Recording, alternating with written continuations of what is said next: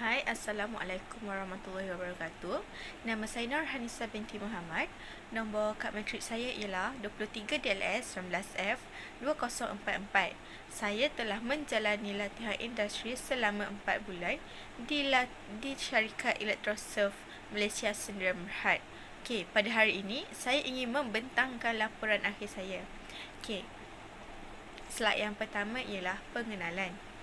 Latihan industri iaitu LI adalah salah satu syarat wajib bagi setiap pelajar dalam program-program tertentu di semua peringkat pengajian tinggi di institusi pengajian tinggi sebelum layak untuk menerima penganugerahan CJ Diploma. Program latihan industri diperkenalkan untuk memperluaskan kecekapan bagi meningkatkan tahap mampu kerja para graduat. Kursus latihan industri ini juga memberi peluang kepada para pelajar merasai pembelajaran di dunia pekerjaan sebenar supaya dapat mencapai kebolepasaran yang tinggi bagi memastikan mereka mempunyai pekerjaan pada masa akan datang.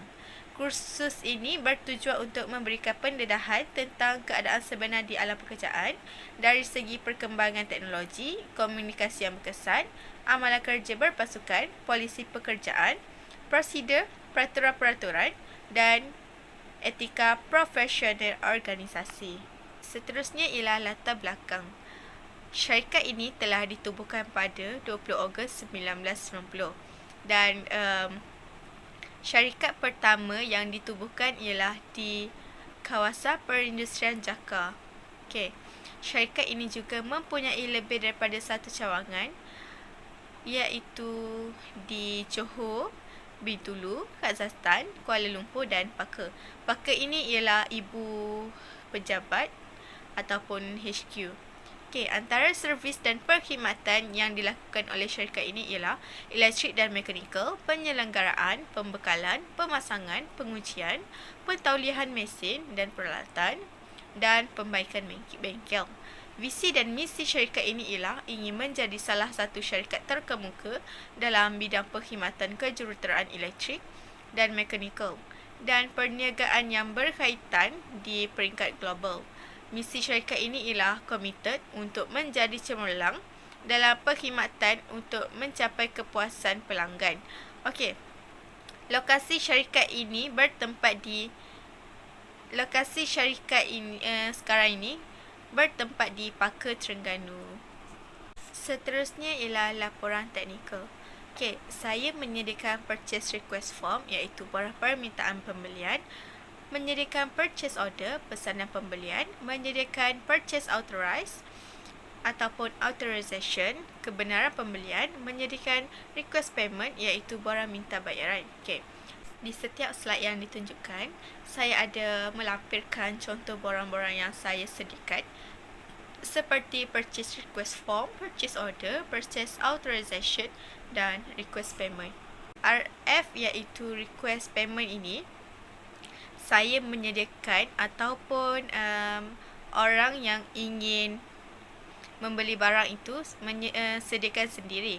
Okey, barang ini haruslah diambil daripada jabatan pembelian dan ruang-ruang yang kosong itu haruslah diisi mengikut quotation yang diberi oleh supplier ataupun pembekal.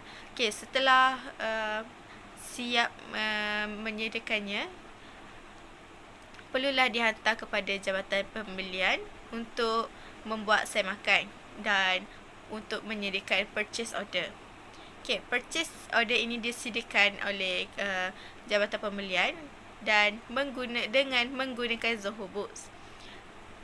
Okey, apabila semua purchase order dah siap, kita haruslah print dan serahkan kepada pengurus jabatan pembelian bagi membuat pengesahan dan semakan. Sekiranya gagal, purchase order tersebut akan diserahkan ataupun dibuat gagal. Okey, seterusnya ialah purchase authorization. Purchase authorization ini sama seperti purchase order, tetapi purchase authorization ini disediakan oleh jabatan pembelian untuk sebagai kebenaran pembelian. Okey. So, saya harus mengisi maklumat mengikut invoice yang diberikan oleh pembekal. dan perlu disahkan oleh pengurus Jabatan Pembelian. Dan akhir sekali ialah request payment, iaitu borang bayaran. Borang minta bayaran. Okey, borang ini perlu diambil daripada pihak kami, iaitu pihak procurement, dan orang yang ingin membeli barang tetapi harus membayarnya dahulu baru barang sampai. Okey, maklumat yang perlu diisi pada request payment tersebut ialah haruslah mengikut purchase request form ataupun quotation yang telah disediakan. Proses dokumen.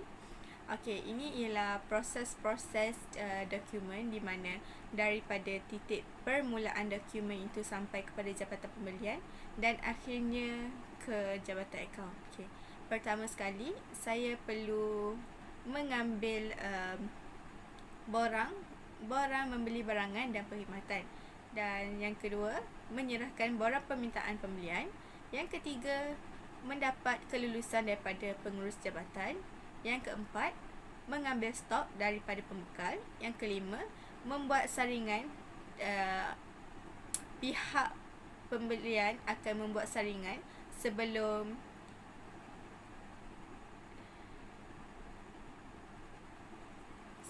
menerima dokumen tersebut.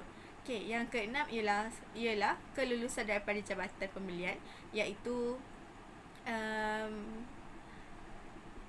macam contohnya, saya akan menghantar semua dokumen tersebut kepada pengurus jabatan dan dia akan membuat kelulusan. Sekiranya tidak lulus, kami terpaksa memberi balik kepada orang yang meminta barangan tersebut. Okey, yang ketujuh ialah generasi untuk pesanan belian. Yang ke-8 ialah penerimaan barang atau perkhidmatan. Yang ke-9, padanan 3 hala. Okey, yang terakhir ialah pembayaran invoice. Apabila semua dokumen tersebut daripada A sehingga Z siap, dokumen tersebut haruslah dihantar kepada pihak akaun. Invoice tersebut haruslah dihantar kepada pihak akaun untuk membuat pembayaran. Kesimpulannya ialah saya dapat mempelajari cara berkomunikasi dengan semua pihak, sama ada pekerja maupun pelanggan. Saya juga dapat menerapkan sistem pengurusan organisasi dalam membuat tugasan yang diberikan tepat pada masa. Selain itu, saya dapat merasai pelbagai pengalaman seperti menyediakan dokumen-dokumen yang penting, menjaga stok dan banyak lagi pengalaman yang saya tidak akan lupakan. Okey, dan akhirnya saya juga dapat meningkatkan tahap keyakinan diri. Slide yang seterusnya ialah komen dan cadangan. Komen saya ialah sepanjang tempoh saya menjalani latihan industri di Electrosurf, saya amat berpuas hati atas perkara yang saya perolehi. Selain itu, saya juga dapat mempersiapkan diri untuk menghadapi cabaran ketika memasuki ke alam pekerjaan. Dan pendidikan secara amali penting dengan pendidikan secara teori. Okey, untuk cadangan, saya mencadangkan pihak pengurusan politeknik untuk menambah lebih banyak lagi jam kredit untuk menjalankan amali di modul bagi setiap semester. Program latihan industri ini pula perlu diteruskan lagi kerana ia bukan sahaja memberi faedah kepada pelajar, malah juga kepada pembangunan negara dari segi penyediaan tenaga pekerja mahir. Dan akhir sekali, pihak organisasi seharusnya memberi peluang kepada pelajar untuk mencuba sesuatu tugas yang baharu supaya pelajar mendapat pendedahan yang lebih mendalam. Okey, sekian, itu sahaja pembentangan daripada saya. Sekian, terima kasih.